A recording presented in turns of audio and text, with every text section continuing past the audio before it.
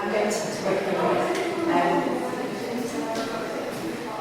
talking about trying to condense into a relatively short time something that I'm really passionate about, which is communicating environmental issues to help people act and to make the world a better place in the way that we talked about earlier. So I'm starting off with the concept of ocean literacy, so this is the kind of heart of what I'm going to be talking about today. So some work was done quite a long time ago now to define what ocean literacy is, and it's defined as an understanding of the ocean's influence on you and your influence on the ocean. It's quite a wide definition. And then there's a description of an ocean literate person, somebody who understands the fundamental concepts about the functioning of the ocean, can communicate about the ocean in a meaningful way, and is able to make informed and responsible decisions regarding the ocean and its resources. This comes from a paper by Carver et al. 2004. So that last bit I've underlined because that's really important. It's how people have that level of understanding to make decisions about how we use the ocean. During 2020, I was lucky enough to participate in a big international conference that had been moved online and focusing on ocean literacy, which it was a really interesting forum because it was online. It was from people from all over the world, people from Brazil and from Canada and Indonesia, a whole range of participants talking about what ocean literacy meant to them and how important it was in their work. And there were people there that were ocean literacy specialists, they were educating people about the ocean, there were policymakers, there were scientists, there were a whole range of people who need to communicate why the ocean is important and how it functions and communicate research. So this paper, it's the first paper I was able to publish the Ecological Universal Development in my role as honorary fellow, so that's significant as well. But it just highlighted that ocean literacy has been very much based on the science of the ocean. So a lot of it was around scientists doing very complex research and then trying to communicate it accessibly to people, whether it's policymakers or to the public. That's made it quite niche and often not as accessible or as helpful as it could be. By bringing together this kind of this workshop of people from all over the world, there was a really good opportunity to talk about how more informal ocean literacy that was done in communities or by Indigenous people using a whole range of techniques of art and technology and spiritual approaches. There's some amazing work associating with some traditions, spiritual kind of background in Brazil, for example. So the colleagues that I worked for on this paper were looking at how the more inclusive you make ocean literacy, the more effective you can be, and that you can move away from it, some of the historic barriers around being seen as something that requires a high level of education or a scientific background, that actually it was something that should be accessible to everyone and needed to be accessible to everyone.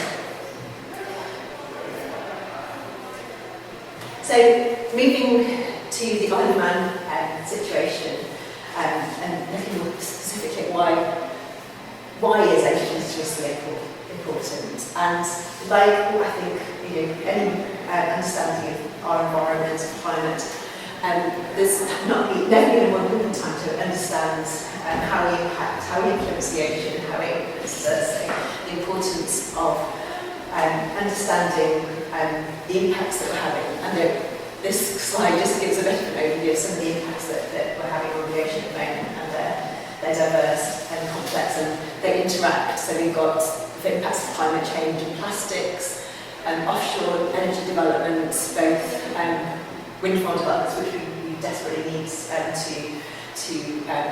reduce our dependence on fossil fuels, but we also, as has been in the news this week, we're seeing an increased return to offshore energy, like oil and gas as well. There's the extraction of minerals, there's large-scale coastal developments, all these different impacts on the ocean. So building on that, the question is, who needs to be ocean literate?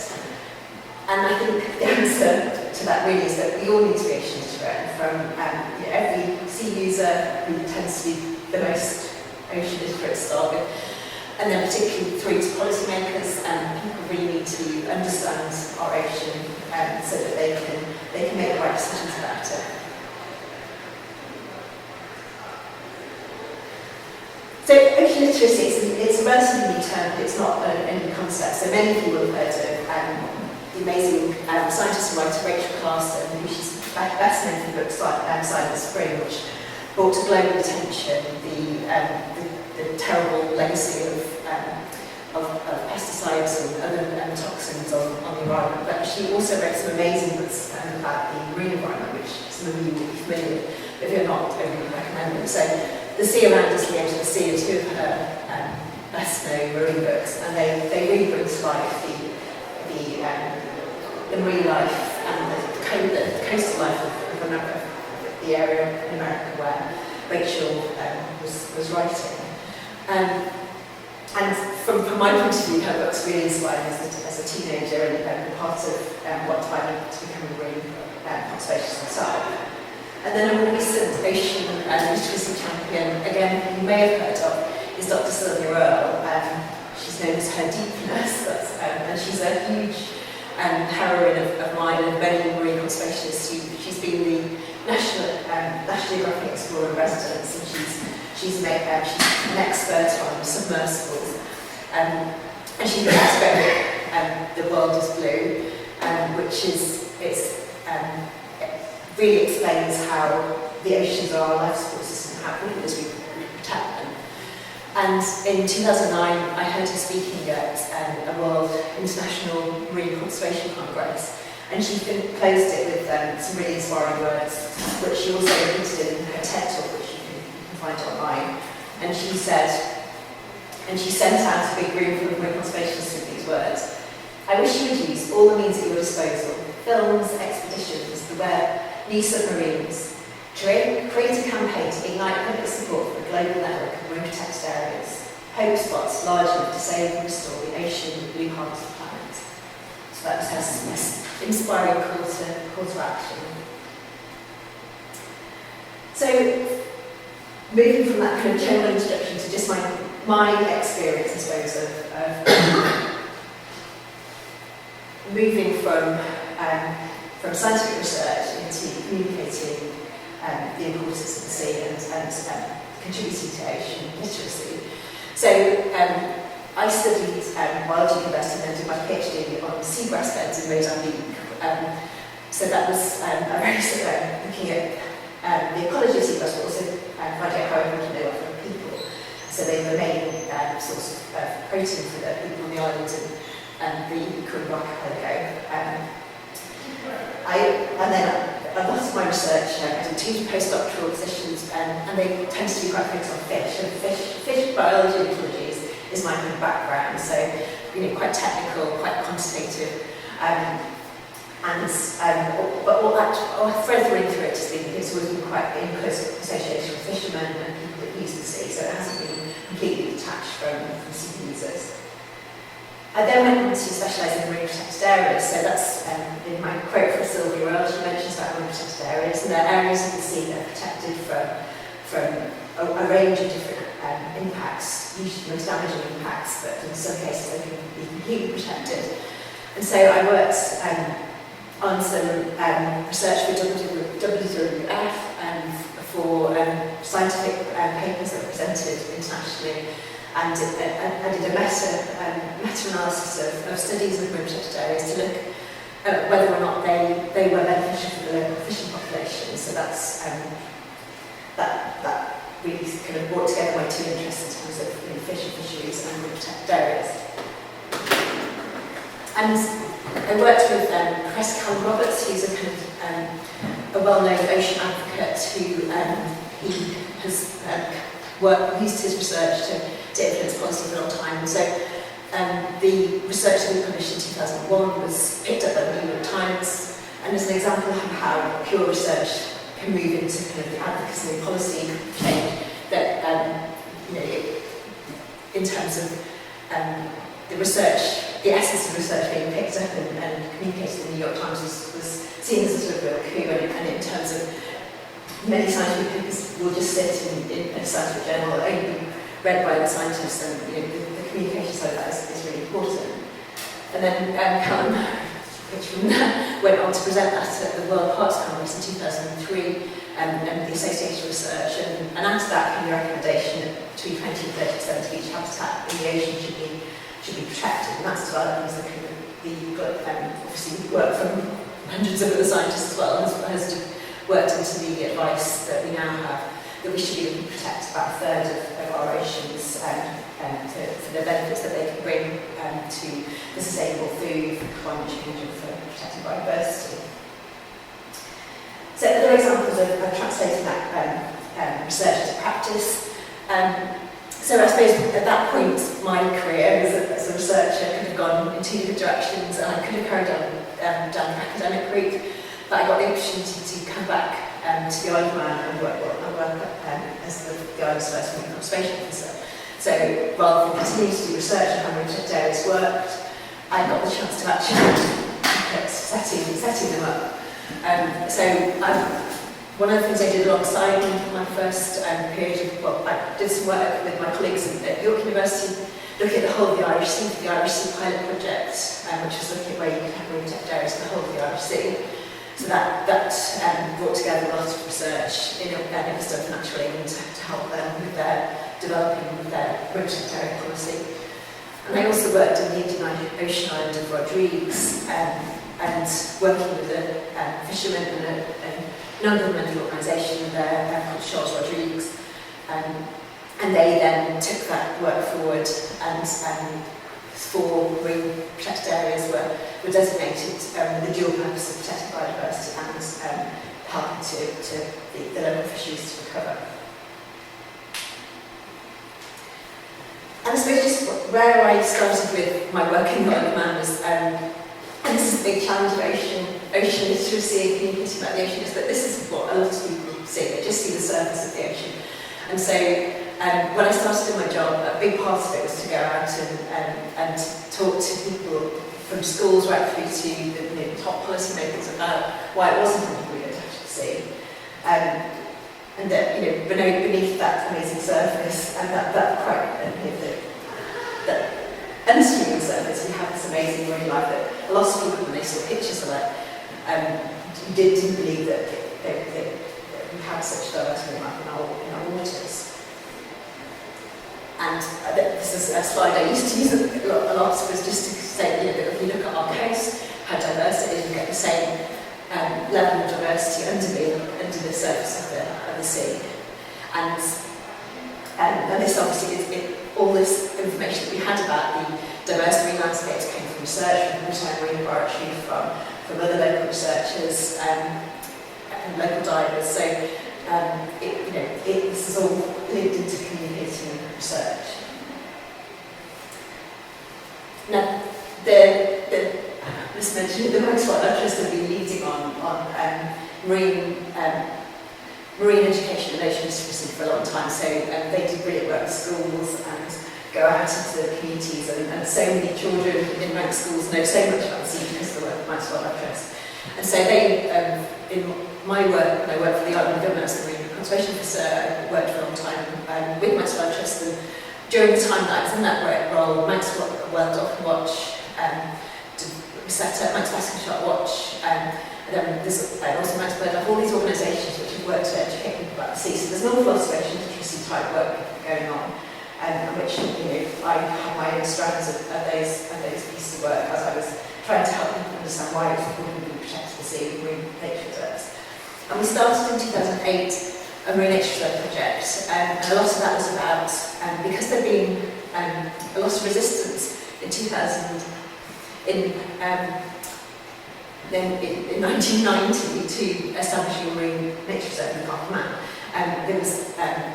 This was all tackled very carefully in terms of stakeholder engagement, making sure people had their voices heard, and it was a 3-year process of understanding not just the research outputs and the ecology, but how people used areas and what the concerns were about how we managed the sea.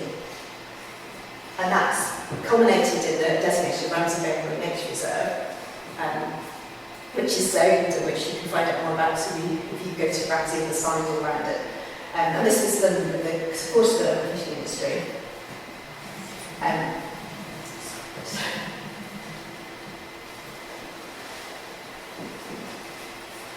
So from my perspective, that was, I went from having a research background and understanding what the theory was behind establishing a marine nature reserve, but then the actual practice of doing it was very different. And a really big part of it was how people understood the sea and how they valued it. And just in terms of that ocean literacy, one thing that we did do to communicate it was a fun palace, which was very much in partnership with the Max Wildlife Trust, where the whole of the Ramsey Town Hall was decorated as Ramsey Bay, really, and people got involved in all sorts of different activities, including learning how to do science, because the slogan of the Fun Palace movement is everyone an artist, everyone a scientist. So just very briefly about Spring Tide, which is, I suppose it's kind of brought together so I had that experience of working in research in marine nature reserves and fisheries and ecological, marine ecological research, and then the experience of being able to put that to practice. And the other kind of aspect of that is I presented to the Isle of Man, which is where I grew up and where my family have a long tradition of fishing. So I'm very passionate about the habitats we have in the water on the Isle of Man, so coarse mussel reefs and marl beds and seagrass beds. So originally I think I wanted to write a book which just brought those amazing habitats to a wider audience. And so that's when I started my writing. But then as I worked with creative writing courses, working with my agent and then finding an editor with publishers, they really wanted to draw out this personal connection that I had with the sea. And this is what kind of links back into the ocean literacy thing, because if I'd written what I set out to write, it would have been basically a textbook about coarse mussel reefs and basking sharks, and would have been interesting to scientists, but maybe not interesting for anyone else. So because of taking the route of working with professional kind of publishers and editors and so on, what my book has ended up being is it is a very personal story. So there is lots about coarse mussels and there's lots about, and it uses lots of research, so lots of amazing research has been done here on the Isle of Man, but also around the Rish Isles on these habitats, and little appreciated like marl beds and coarse mussel reefs and seagrass beds, which are brilliantly having their day. Like everyone is beginning to know about seagrass beds. So that's all in there, and there's a big reference list, but there's a personal story in it. And I think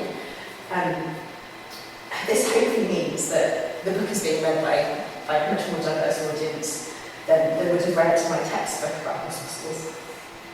So yeah, I've had reviews in really diverse places, like The Independent, the Country Life, Country Farm magazine. It's not just being reviewed in specialist marine publications. So I think in terms of the message to those of you who are still actively doing research, that there is a real movement now to help researchers to communicate their important messages, particularly about the environment, about climate and marine conservation, through stories. So there are some great courses available to help people do that through either for general science or social science, and there's some specific ones for climate change. For example, the Irish Writers Centre has got a brilliant climate writers book who are very focused on writing about solutions. So they don't want to write dystopian novels, they want to write novels that inspire people to change and to help change the world. So people can be really turned off by negative statistics and the terrible truth about what is happening from a climate change point of view, but there's stories about how communities have adapted or people have taken on board different kind of solutions can be really inspiring. So I would really encourage anyone who is thinking about how to communicate research to think about taking that more personal route, which is completely terrifying, but I hope that the way that I have done it will mean that brought the message to more people, and hopefully that will have a good outcome in terms of improved support for marine conservation and caring for our oceans. Finish there. So.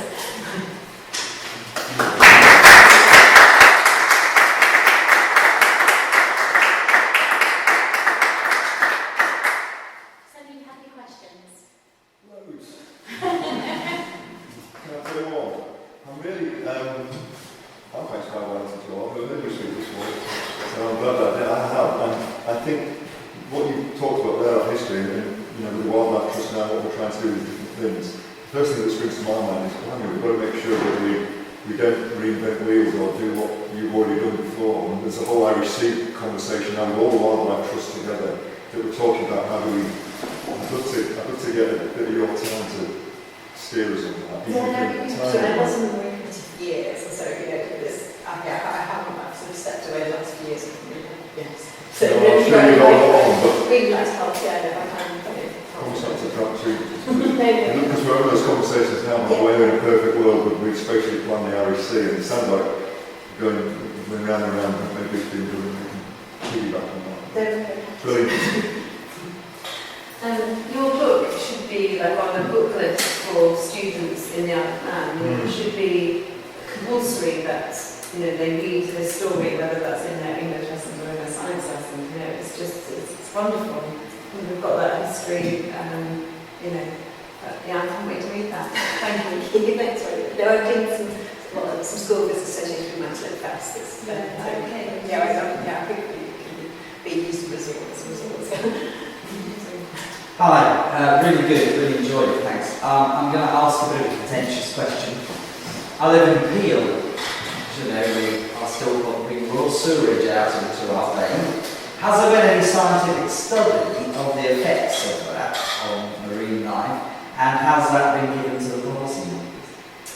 So Lara, who's Lara Housen, Microbiologist Marine Officer, she did a PhD on the impacts of the change when the sewage stopped going into this bay, and so she's got brilliant data on that. And I think it's not completely straightforward. Obviously, it's a very good thing you stop pumping sewage, but there's some things that birds and fish that feed on the sewage won't do as well. But there definitely would be no reason not. You have to stop. When you think of what the microplastics and pharmaceuticals, all these things that are going in and treated alongside the actual kind of sewage. So, my take on it would be certainly it needs doing as soon as possible. When we were talking to the Ramsey Company, she said that was when the Royal Sewage was still going to Ramsey Bay. I think we were really concerned who wanted to see fish being protected, that it wouldn't be protected because of the sewage still going in. But now, that's stopped, and nobody's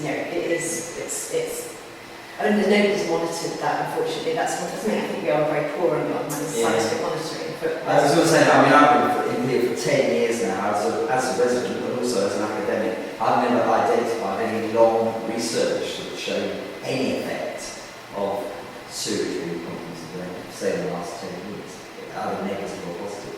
It's not been made very public, is what I'm saying. There's the regular quality monitoring things, but I think that there is it's accepted that it has to happen. It's just very unfortunate that it's been so delayed. Thank you very much.